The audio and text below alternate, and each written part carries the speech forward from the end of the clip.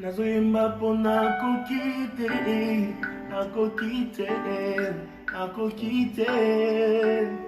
nazoyemba mpona nakokite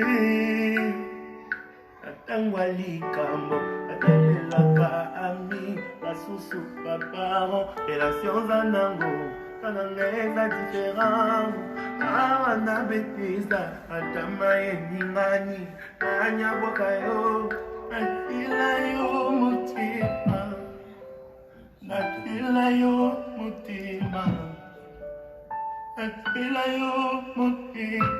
tangai natila yo mutima itumaranga bundolo ngaye.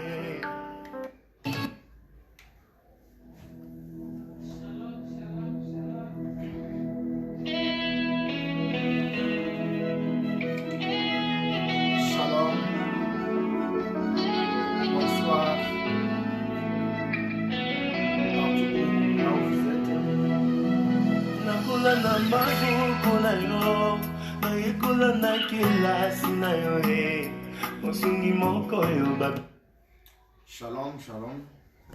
Bonsoir partout là où vous êtes. Que notre Dieu vous bénisse. Zambe la biso apambola bino. Zambe la biso amona bino. Balandi nyonso ya émission na biso oyo le temps de Dieu. Zambe la biso ayebako mimoni se liboso na moko. Parce que tokomi matango malamu oyo esengeli ete Zambe aloba na kati na biso. Vraiment topesi Zambe merci pour la opportunité pour la grâce oyo Zambe asali biso ya koluka ete toyeba na kosangana kosolola pe koyoka liloba na ye tika ete kombo na Nzambe wana ezwa lokumu kombo na Nzambe na biso ekumisama po ete azali Nzambe malamu boye yango ete tobanda tokoyeba kobondela Nzambe parce que nyonso esengeli ezala na maboko na Nzambe. Papa topesi yo merci pour na ngonga oyo malamu. Merci pour ton limite tozala na présence na yo. Merci pour la grâce oyo sali biso papa. Ya biso koyeba kosolola tope koloba de ta part. Tosengi Saint-Esprit ayeba kozala na biso. Saint-Esprit atambola na biso, Saint-Esprit aloba na biso. Po ete ozala Nzambe na kati na biso. Na kombo na Yesu Kristo tolobi banso amen. Tika ete Nzambe apambola yo lisusu. Et puis tolobi shalom partout esika nyonso ezwami yo. Shalom na mabota nyonso. Shalom na Amérique, Afrique, Océanie, partout là où vous êtes. Nzambe apambola bino. Tozali na thème na biso monene oyo tozali ko développer, oyo tozali kolobela. Comment observer les temps, les signes de la fin. Vraiment, Nzambe azwa lokumu parce que semaine passée tobaki on avait vu batu bayambaki yango et batu balobelaki yango.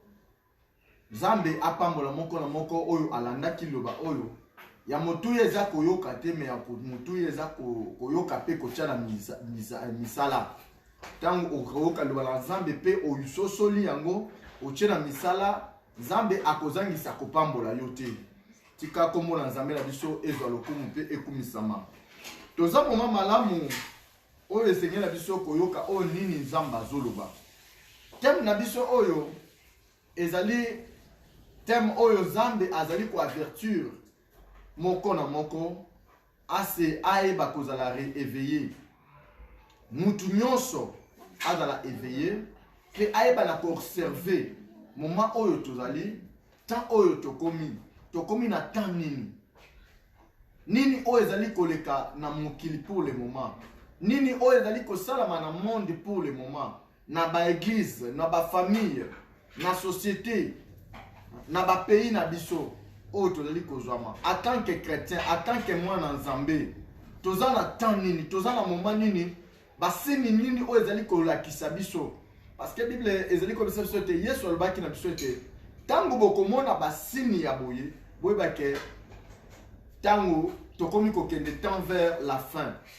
Alors mais na kati na mokanda ya Matthieu chapitre 24 soko bani na première version ozali kokita okoyoka basini oyo Yesu azali kolobela bayekoli na ye pe bakomaki na kotuna ye baquestion mpona kotuna ete ntango yango ekoya ekozala ntango nini et quels sont les signes oyo ekomarke ke tokomi na ntango yango.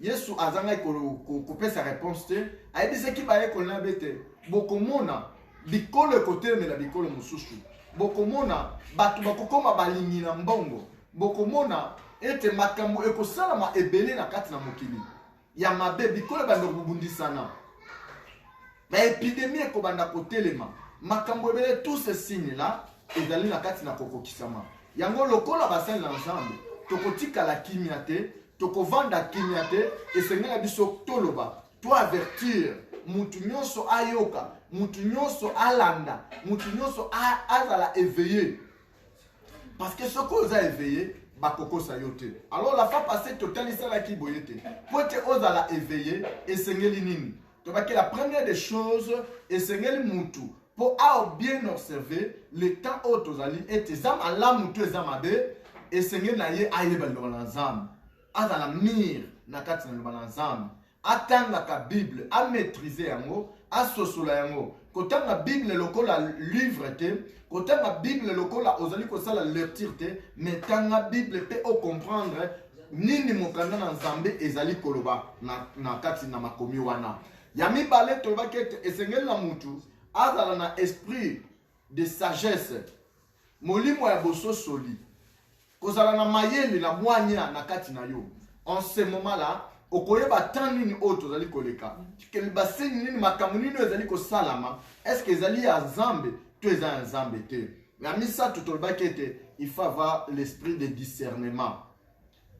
Moto soka za na discernement ako comprendre même pas message o ezali koyeba boso na ye, même pas ndoto, même pas événement, même makambo ezali koleka ako comprendre que non ça akoyeba ko discerner yango par rapport à la parole de Dieu. Que non ça vraiment ezali oyo Nzambe alingi te na sala, ezali oyo Nzambe alingi te na zala, ezali nazala nzela ya malamu boye lelo tokolobela lisusu tokende na oyo ezali ya munene pe lisusu la séduction tozali kaka na kati na thème na biso, mais tokolobela sur la séduction parce que Bible ezali kolobela biso te bakoyeba ko séduire ebele ya bato. Bon, sans plus tarder, tu retournes à mon canal, même Matthieu, chapitre 24, tu retournes à la 4e au 5e verset seulement. Nous allons lire la parole de Dieu dans le livre de Matthieu, chapitre 24, du 4e au 5e verset. Jésus leur répondit, prenez garde, que personne ne vous séduit, car plusieurs viendront sous mon nom, disant, c'est moi qui suis le Christ, et il séduira beaucoup de gens. Alléluia. Que notre Dieu vous bénisse. Zambe na biso apambola bino. Yesu azo répondre baye kolinaye. Alobi na bango ete prenez garde. Prenez garde. Keba bo senzela. Bo tirer attention. Parce que bakoya ko séduire batu ebele. Pe bakoya kaka na kombo na nga. Bakoloba ete ngai nde Christ. Aujourd'hui nous tozomona biloko wana. Lelo batu nyonso bakomi ngai nde boye, nga prophète boye, ngai mosakoli boye. Et le kombo ya Nzambe na biso ya Yesu Kristo ezozala na bibebo lokola kaka marque, lokola kaka na tokoko benga ngo lokola couverture. Oyo azo ko se couvrir nango pote batu ba ke makambo zo sala eza ya Nzambe, mais na se wana azo sala ya Nzambe te. Na se wana aye wana pona ko séduire, pona ko lungola batu na nzela na Christ pote amema bango na nzela lifelo. Tire attention que le diable bit na ye ezali ete aye pa na yo pona ko séduire yo, apusi yo peme na ye, akoyiba yo, a détruire yo pe abomi yo. Na mokanda na Matthieu chapitre 10, Jean 10:10. Et sur le babongo, et le bête, le voleur, le diable, il vient seulement pour voler, dérober et détruire. Le lobato ebele baza la kati na distraction. Le lobato ebele bavandi na kati na sentiment. Bazobo sana que période où tozali diable a se masqué bakoti na ba église bakoti na bakati na ba foyer lelo ba bale ebele ezali distrait lelo ba société ebele eza distrait. Le diable s'est infiltré aye na kombo ya Yesu azotemona na kombo na Yesu azosala ba miracle na kombo na Yesu azoteya na kombo na Yesu, mais en réalité na kati na bango Yesu azali te. Bazali wana pona ko séduire, bazali wana pona ko lakisa oyo bango bazali. Bato ebele bakangami na ba prophétie bandeko na ngati kato leloko moko. Prophétie ce n'est pas mauvais. Prophétie c'est pour donner la lumière. Prophétie pour kotindika mutu azonga na chemin, mutu ayebelo ko ayeba kite, ayebi yango ke ezali bongo. C'est bien. Mais la prophétie ezo ko détruire ba faye ebele. Prophétie ezo détruire kondima ya bato ebele. Mutu oyo simbi prophétie avansaka te. Mutu oyo simbi prophétie atourna caron. Lelo baye balobeli yo. Lobi baye balobeli yo. Lobi kuna baye balobeli yo. Mais tango bazoloba na yo. Oleke osa l'effort. Ya yo ko avancer. Okotika la sika moko oyoka ka oyoko mika mutu akoyoka. Mais koyoka na yo ezo produire rien. Nzambe na biso apumama, nzambe na biso apambola yo. La séduction. Les loba prophètes babimi ebele. Les loba pasteur bazé ebele. Les loba société topé ba église eza fondé juste pour na ko séduire bato. Le diable s'est changé, a changé forme. Diable azaka kateke abima na maseke ngayo yo diable nazotama na nzela bato bele ba rondima yete ba rokima ye. Mais lokola ayebi ke bato baza balingi na mbongo. Lokola bato ba ayebi ke bato balingi ambiance via luxe via malam. Akoya a présenter yo Yesu. Akoya a présenter yo oyo ye azali. Pote yo oyo bala kondima ye olanda ye. Bande kona ngai to komi moma mabe keba moma oyo tozali antichrist atelemi moma oyo tozali na ba église na ba famille ebele ba kotisa bango bisika ba ko contacter bazozanga ninga ko s'en sortir yango ebele na ba famille mabale kufi pona nini atendeki kokota l'église moko ba séduire ye na maloba tela tika na bisayo séduction ezalaka na maloba. Diable Satan le diable ayebaki ko séduire Ève na jardin d'Éden na maloba. Diable Satan apesi ba Jean na ye maloba, arrogance. Soka zoloba français akoloba français très très bien. Soka zoloba na yo liloba atfungoli yo Bible pour la côté à côté ya yo très très bien. Mais côté la kati na mozindo ya likamwana, okuta ke il y a pas le fondement de la parole de Dieu. Ezali na vérité le nzambe na kati wana te. Azo présenter au Christ mais na se wana abombeli eloko songolo. Pona ko ba kubungisa ona nzela. Nzambe na biso azolokumu. Et c'est là mutu. Ayeba kozala un esprit de sagesse et intelligence. Et c'est là mutu. Moi na nzambe. Ayeba koyeba loko nini esika nini nazali. Est-ce que pasteur nanga o yaza musel nzambe? Est-ce que tu as déjà eu le temps ya kobonde nzambe pour na kotuna état d'âme ya pasteur ozalaye? Osozwa temps ya kobonde na nanu yo moko pour na koyebisa nzambe ke nzambe la kisanga place nazali. Osozwa temps ya kobonde na nzambe pour ko sa nzambe ke nzambe est-ce que vi na nga nazala chemin to nazala chemin te. Pasteur na biso mususu surtout ba mama bolimbisa ba mama baza bato liboso oyo bandimaka pe bakanga maka soka si akanga miseto ata bo mabeza wana ya omona mabete. Lelo ba mama ba bomi ba mabala à cause ya sentiment. Basi ba séduire na maloba pasteur na biso ateyaka kitoko. Oui, bato bazokanga comment pasteur azoteya ole akanga liloba na Nzambe ezobisa ye nini yazokanga oyo pasteur na biso alobaka kitoko, pasteur na biso ateyaka kitoko, pasteur na biso asala ba miracle. Oui, les miracles, même le diable, les sorciers, ba magicien basalaka miracle. Mwana na Nzambe akoti kokanga na miracle te. Mwana na Nzambe sengele atala liloba aslanda liloba na Nzambe et puis atamwa liloba na Nzambe. La Bible nous dit quoi? Bible zo senga yo nini? Nzambe azoloba nini? Et sengele mwana Nzambe azala kobanga Nzambe na sainteté, na crainte de Dieu. Amour ya liloba na Nzambe. Il faut être fanatique de la parole de Dieu et non fanatique d'un homme. Tel là, moment où tozali, et ça moment où tu vas la distraction makasi. C'est pour cela que le diable a côté, a bandé ko séduire. Le lo kokuta mutu na église bande konangai.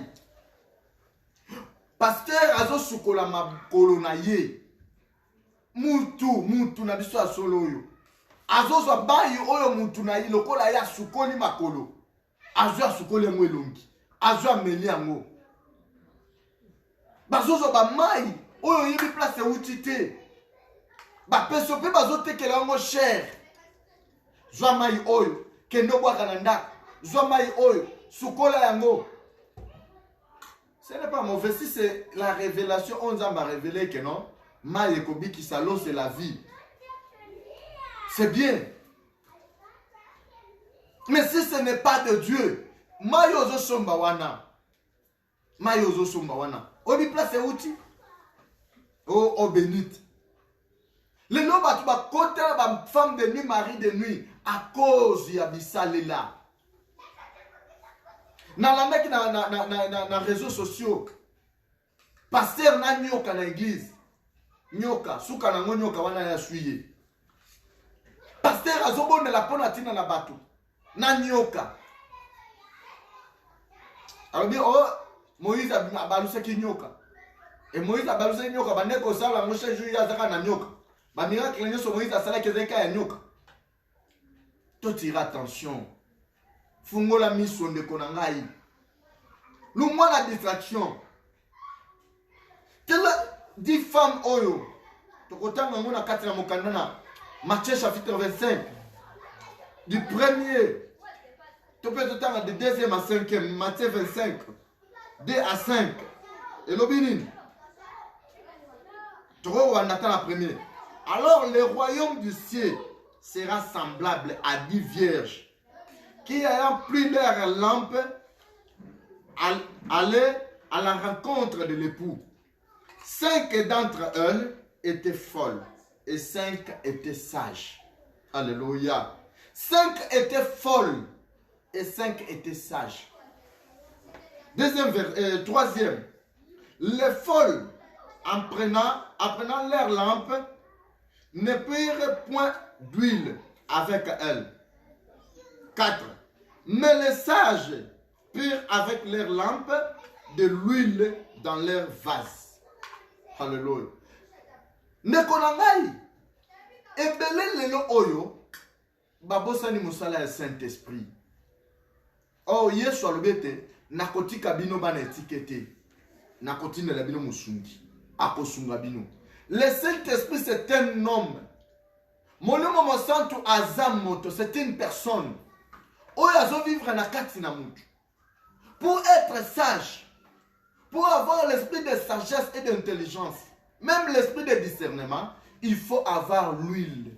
Il faut avoir le Saint-Esprit. Ce qu'on a dans mon livre en Zambé, c'est le Saint-Esprit qui va te conduire pour ne pas ce que tu es en train de faire. Le lieu où tu es en train de passer. Milieu Oyozali, cette église Oyozali, est un Zambété. Le lobato belé bazo se confier pas na bato, au lieu qu'on se confie dans le Saint-Esprit de Dieu.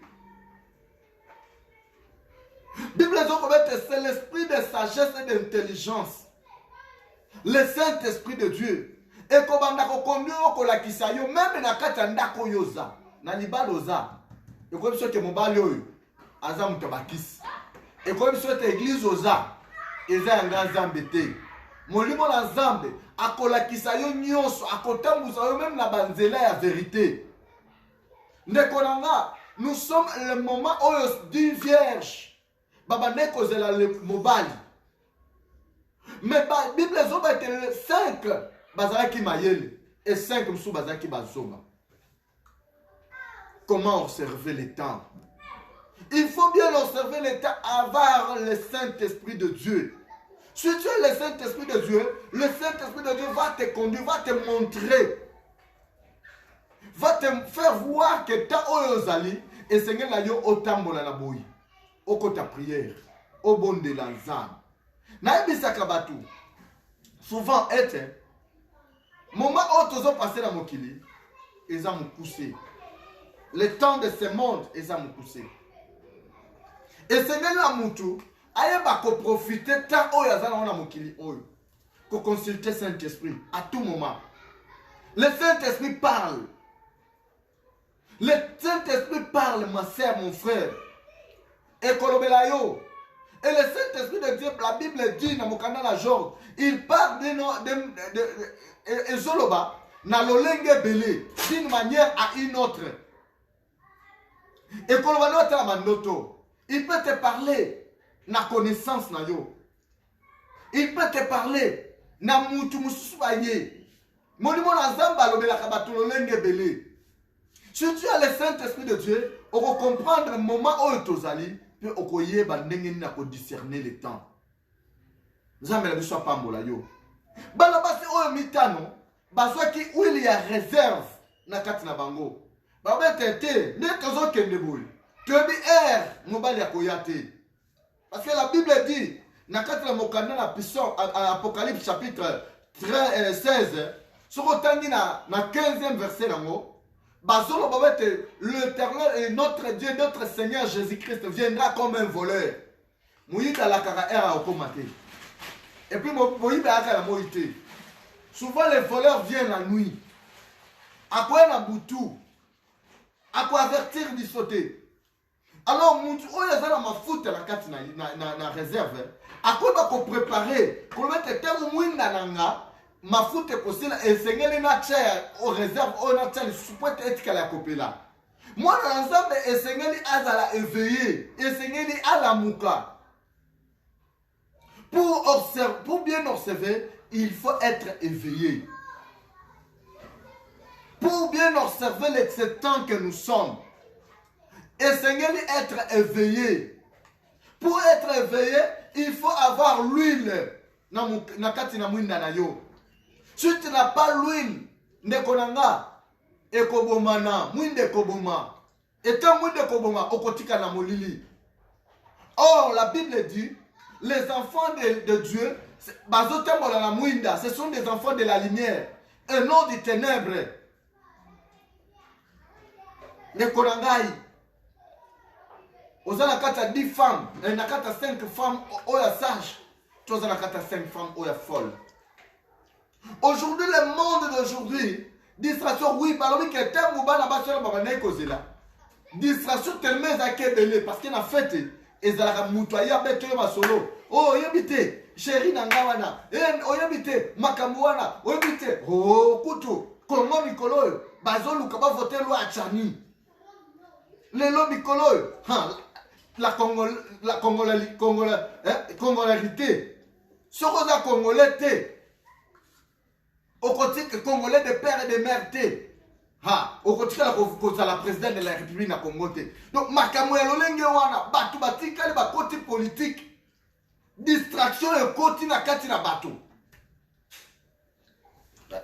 Moment où tozali et ce moment où batu ba kofungola confinement ou aussi la mukolonini. Tellement distraction mais ba bosanete mwinde zopela. Tant mwinde zopela ma foute ezokende na kosila. Tant mwinde zopela ma foute ezokende na kosila. Et tant ma foute ekosila, soko za la réserve te okozanga ndenge nini mwinde kopela. Tant mutaza mwinde zopela ekolakisa yenzela ekolakisa sika oyo zali. Na kuna yo kozala éclairé. Vina yo kozala éclairé. Mais ce que moi, des agents de lumière exaltés, vie n'a pas jamais que vous allez éclairer. Zamba pambola yon de kozola nangai. Moment où tozali, même bassine zali ko sala na mokili pour le moment. Au tremblement de terre, ezo salama, batu bazo kufa. Lelo oyo, ba vaccin, ebimi oh, je ne sais pas. Batu ba lokota ba information o wapi. O so batu bibino ba vaccin bo kufa yodeno. O balimba sisa mokili mobiba. O balimba dimne nomba batu. C'est ça o etikali na kati na batu. Oui, c'était le moment où il y a bala basu ba ndeko de la le pou. Etikali na bisa yote, tozala kati ya kozela mobali. Un jour, akoya. Mais akokuta yo ndenge nini? Akokuta yo ndenge nini? Cette diction est continue à kati na ma église. L'église d'aujourd'hui, batu bakumu belaka bambongo. O kamate ya sokolote ya likamuke non impudicité. Le pasteur refuse. Pour la mine, pasteur yemo a dit que non nazo vivre na kati impudicité. L'église d'aujourd'hui, bah, tu as vérité. Pourquoi il y a beaucoup de séduction et vendue et je sais que vendue. Et les gens marchent comme ça. Quand on a la sambela, na sambela, na yebi nzambe. Biso, l'église la biso, fire. Oh, comme la main de Jésus. Oh, comme l'église, oh, maton de lit. Oh, comme l'église, oh, ce qui nime. Tout ça. Tout ça, distraction. Mais par contre, la parole de Dieu. La parole de Dieu, c'est une lumière. Où les autres, comme ma biso, la carte la vérité. Moutou soka tanga lo ensemble, azala kata lo ensemble. Akoki ko bungate, bakoko séduire yete. Parce que koya, loko la diable ya ki boso na Jésus, il est écrit. À Kobimiselo, il est écrit. Batulelo, pour le retenir ensemble, c'est un problème. Mais pour le retenir, nous avons foutu la moitié habillée. À foutu avion. À l'Oumoué, Ouganda, qui chasse juste pour le retenir. Le nom pour le la distraction, diable a tué. Pour le séduire, Batubela, et Seigneur, ceux qui n'ont tiki bango pamba, bakotan la Bible. Bako réfléchir. Abimisé ba tu ba téléphone. Abimisé ba tu ba Facebook. Abimisé ba WhatsApp. Abimisé ba réseau belé. Tout ça pour te battre contre la distraction. Moutozo vanda na WhatsApp. Moutozo vanda na Facebook pendant 3 heures, 4 heures du temps. 4 heures du temps, vandi boye. Et là, on va se faire la carte et banité. Oh, écoutez la carte qu'on appelle comme photo. Ça, la tête quoi. Ça, c'est ça. Distraction. Bah, tu vas comme séduire, posséder. Diable a possédé Batu. À côté de Batu, ma canissimo, abimisi bangona kati na makamuna nzambe. Les konanga, cherchez le Saint-Esprit de Dieu. Et Seigneur nous en a huile na yo. Vous allez parmi les 5 femmes sages. Babungisa qui m'a foutu à la bangote. Au côté de l'église, bazo biso babete. Awa l'église la biso. Pourquoi il y a les bosso. Et Seigneur li oba notanga komba pasteur. Yo zo yo kayango yo mtobili wala nzambe. Au côté de l'église wana. On est pour l'église aux prières et à jeter. Oui, prière. Mais ben faire prière one. Est-ce que mon ana depuis banda ko sambela. Ben faire prière one. Exact. Depuis ba pesa prophétie aux États-Unis. Ba pesa prophétie au mon ba nazo somelo lopang. Depuis ba pesa yo prophétie one. Lopang on habite sur le souka na Selemba ou te souka na Makala. To bakanga nini esika ba mapang nyoso place ba soma ba to ateka sujet. Ne conseiller to sosola. Koza la mondimi ya prophécité, koza la mondimi ya batute, zala mondimi na Yesu Christo. Mondimi na Yesu Christo la première des choses alukaka Saint-Esprit na katinaye. Que le Saint-Esprit de Dieu atambusa ngai. Molimo na nzambe atambusa ngai. Soko kotembola na molimo na nzambe tikala yebisa yo okozala séduit te. Bakokosa yo te. Na molimo na nzambe okotembola alima. Parce que le Saint-Esprit est banda kolobela yo. Molimo na nzambe est banda kotalisa yo. Nana za la témoignage. Il y a Saint-Esprit de Dieu. Il y avait un moment. Nazala avait un problème sérieux. Et tout le monde. Bah check inga pembeni. Na komo tembo dépassé. Quand nous la mutusu na nzela zomi lobisa wana. Na komo tembo la zomi lobisa. Écoutez non non. Nazo kende wapi. Et Seigneur na ngana bonde l'ensemble. Na sengi Saint-Esprit de Dieu. Papa lobelanga. Molimo la nzambe ya kakati nanga. Molimo la nzambe ya kakati nanga. Saint-Esprit de Dieu. Bible lobete ti ozam moto. Tu es une personne. Olobaka. Bandeko. Oui, le Saint-Esprit parle. Molimo la nzambe fungola miso nanga na mona onga na zali. Nazala ozotamola nazoza mjoka nde nazala kati ya prison moko bo quelque part. Pourquoi? Parce que la zone qui est le qui Saint-Esprit a kambanga. Et tant que la chose qui on a zali, naïba qui kotambo la malam, naïba qui kokote la prière. Nazaki na précision. Naïba qui on a comme nazala qui esprit n'angeza qui bloqué quelque part. Na bonne l'ensemble les âmes à délivrer ngai. Avec le Saint-Esprit de Dieu, yo moko oza la capacité à cause la délivrer. Parce que Saint-Esprit de Dieu ko conduire yo et ko la kisayo o yo zali place yo zali. Peko bimisa yo wana. Molimo na nzambe ndeko nanga ekolakisa yo moment tozali. Même na libala. Batobele bakotela ba mariage à souffrance. Batobele bakotela ba mariage lelo bakomi comme tout que si je savais. Pourquoi? Parce que ça na molimo na nzambe te. Parce que linga ki kotambola ye moko. Mais mutu azala molimo na nzambe avant kotela mariage akosenga nzambe akobondela. Molimo na nzambe ekomema ye. Ekoyebisa ye. Ekotalisa ye même mwasi oyo alinga bala. Etadam na ye. Ekotalisa ye. Fabi na ye. Ekotalisa ye. Vi oyo ye akozala lobi. Alors mutu akozala assuré avec le Saint-Esprit de Dieu. Mais sans le Saint-Esprit de Dieu, mon dékonangai, okozala bien. Bako séduire yo bien. Okomikuta okomina ndako moko boye oyo nzambe akangela yo te lelo même bandako tozo futela bandako tozo vanda si tu as le Saint-Esprit de Dieu monimo na nzambe akoyebiso te ndako oyo te oyo ndako oyo basala ngo na makila ya bato soko koti awa okokufela bana soko koti na ndako wana okozala cadeau à la merci ya kolo lupango wana. Molimo na nzambe akolakisa yo esika nini ya malamu ya yo kokende kovanda. Toluka molimo na nzambe. Tozala parmi les 5 femmes sages. Tozala parmi les 5 femmes sages. Tobatela mafuta la biso.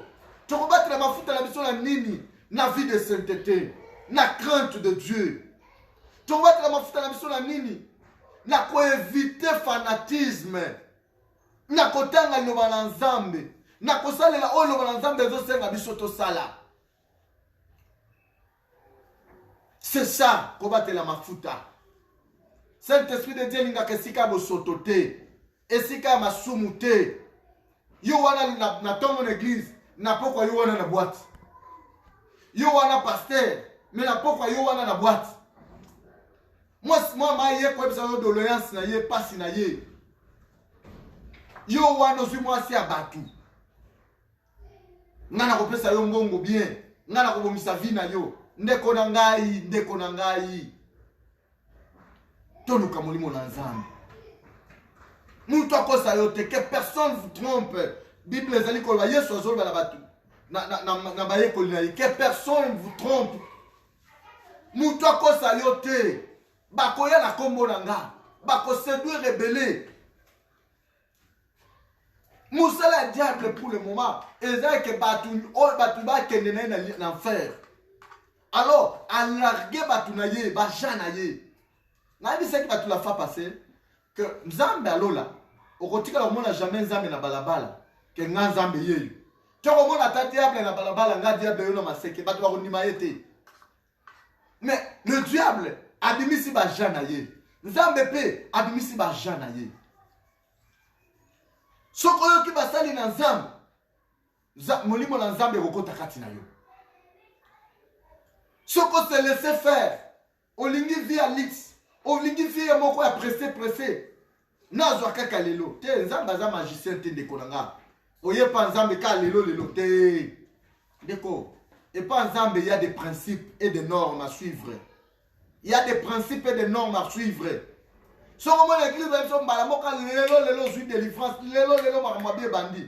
Attention, le diable te donne rapide et il te ravit rapide. À peu près ça yombangu pas roboto la yombangu. Mais Nzambe pas Nzambe, il y a des principes et des normes à suivre.